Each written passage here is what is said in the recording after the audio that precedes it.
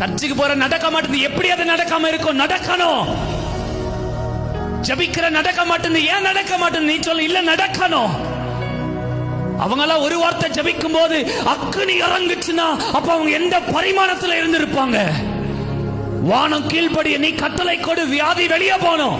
நீ கட்டளை கொடு, அது 1000 பிசாசா இருந்த வெளியே போனோம்.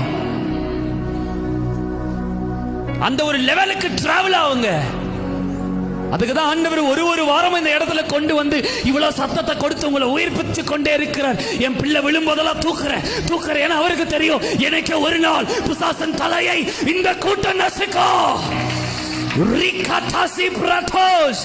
என்னைக்கு ஒரு நாள், என்னைக்காச்சும் ஒரு நாள் என் பிள்ளை எழும்போ.